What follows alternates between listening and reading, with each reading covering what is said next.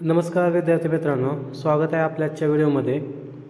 तर बरेच विद्यार्थी मित्रांनी मला कमेंट करून विचारलं होतं की सर पोलीस भरतीची तयारीची सुरुवात कशी करावी। तर आज खास व्हिडिओ मी त्याच्यावरती घेऊन आलेला आहे। तर पोलीस भरतीची तयारी करताना कशा पद्धतीने एक स्ट्रॅटेजी वापरली पाहिजे किंवा कशा पद्धतीने पोलीस भरतीची तयारी केली पाहिजे हे मी आज तुम्हाला समजावून सांगणार आहे। कारण का बरेचसे विद्यार्थी पोलीस भरतीची तयारीला सुरुवात करतात पण त्यांना नक्की पोलीस भरतीसाठी काय केलं पाहिजे ह्या गोष्टी समजत नाहीत किंवा वर्षानुवर्ष पोरं पोलीस भरतीची तयारी करतात पण ते पोरं पोलीस होत नाहीत। म्हणून एक कशा पद्धतीने आपण एक किंवा स्ट्रॅटेजी यूज केली पाहिजे ते आज मी तुम्हाला समजावून सांगणार आहे। तर आज आपण बघत असताना आपल्याला माहीत आहे पोलीस भरतीचा क्रायटेरिया काय आहे।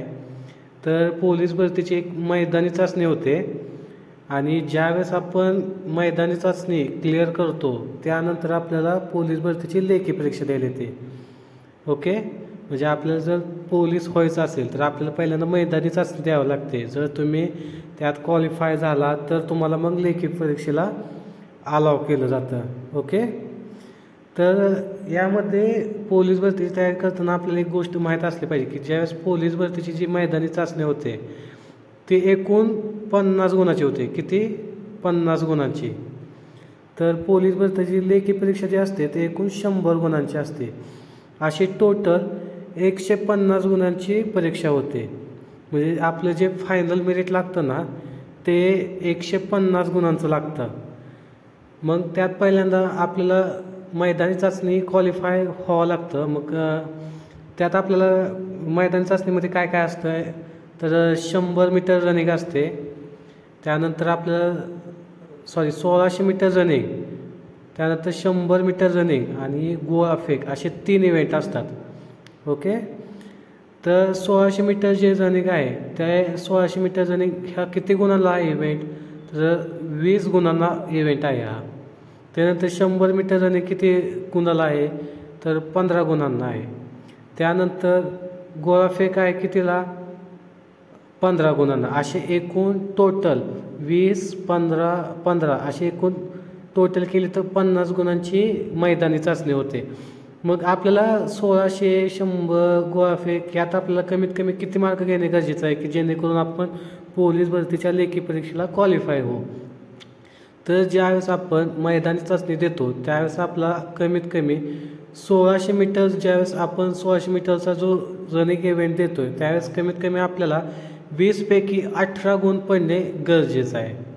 किती? 20 पैकी 18 गुण।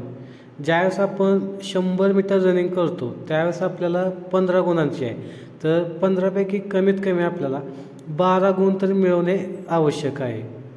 त्यानंतर गोळा फेक जर बघितलं तर गोळा फेकमध्ये आपल्याला 15 पैकी 15 गुण म्हणजेच पैकीच्या पैकी गुण घेण्याचा प्रयत्न करायचा आहे। कारण का जर तुम्ही गोळ्याला पैकीच्या पैकी गुण घेतले तर तुम्ही मेरिटमध्ये टिकू शकता।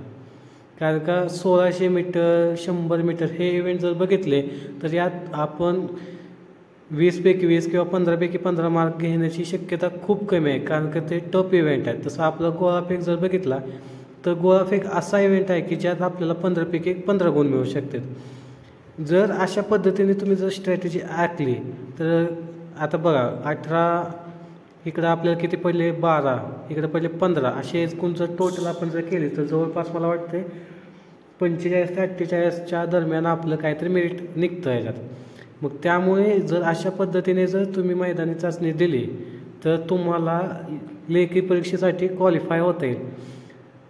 आता क्वालिफाय जरी प्रत्येकाचं वेगवेगळं असलं जिल्ह्यानुसार की काय काय जिल्ह्याचं कमी मेरिट लागतं, काय जिल्ह्यांचं जास्त लागतं। मी तुम्हाला काय म्हटलं ज्यावेळेस फायनल मेरिट लागतं त्यावेळेस आपलं कसं लागतं लेखी परीक्षेचे 100 गुण आणि मैदानी चाचणीचे 50 गुण अशी टोटल मिळून एकूण 150 गुणांचं लागतं। त्यासाठी म्हणून आपल्याला एवढे मैदानी चाचणीत गुण घेण्याचा प्रयत्न करायचा आहे। जर तुम्ही 40 जरी गुण घेतले तरी तुम्ही त्या जिल्ह्यानुसार तुम्ही ते मैदानी चाचणी क्वालिफाय करसाल, पण तुमची ज्यावेळेस एकूण टोटल काढली जाईल फायनल मेरिट काढले जाईल त्यावेळेस तुम्हाला तिथे तोटा होऊ शकतो।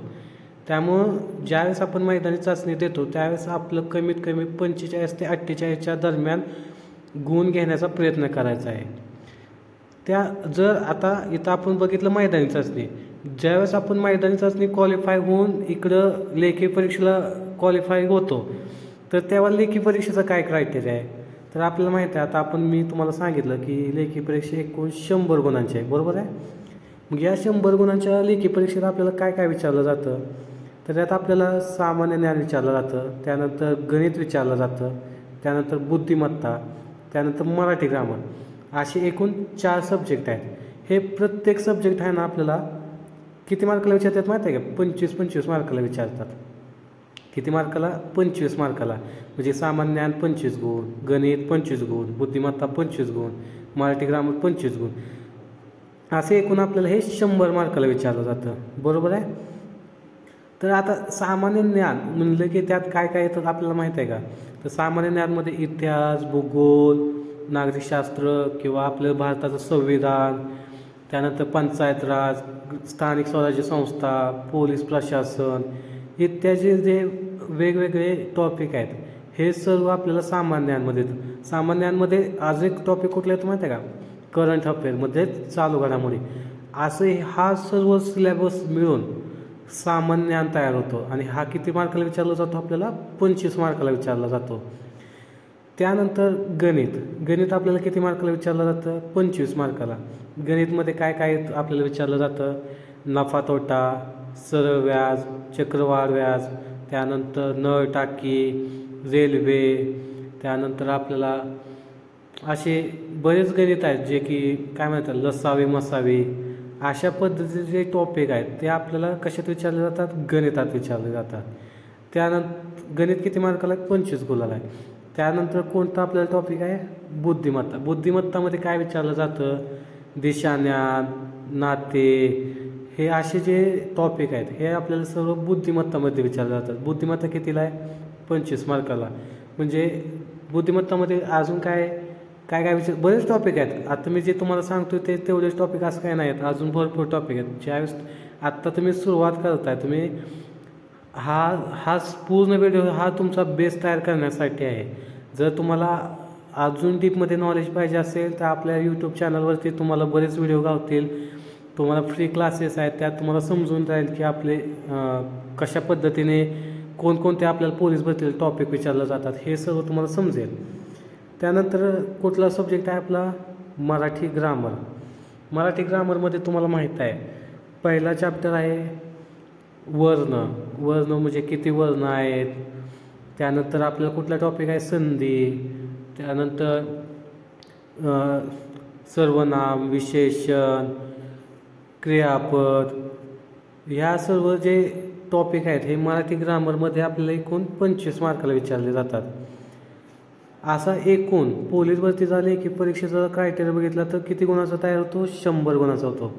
आता मला तुम्हाला अजून एक ह्या गोष्ट सांगायची, हा क्रायटेरिया जरी 25 गुणाचा ठरलेला असला तरी जिल्ह्यावाईज हा क्रायटेरिया चेंज होऊ शकतो. कारण का हा जो पेपर ज्यावेळेस तिथला जिल्ह्याचा सेट केला जातो त्यावेळेस बरेच वेळेस तुम्हाला जाणवून येईल, ज्यावेळेस तुम्ही क्वेश्चन पेपर चेक करसाल त्यावेळेस तुम्हाला जाणवेल की काही जिल्ह्यात ज्या क्वेश्चन पेपरमध्ये आपल्याला बुद्धिमत्ता जास्त प्रमाणात विचारलेलं जाणवेल किंवा गणित विचारलेलं जाणवेल किंवा सामान्यांचे क्वेश्चन जास्त प्रमाणात विचारलेलं जाणवेल, अशा पद्धतीने थोडाफार फरक पडतो. पण ज्यावेळेस पोलीस भरतीची लेखी परीक्षा होते त्यावेळेस एकूण 100 गुणांची होते.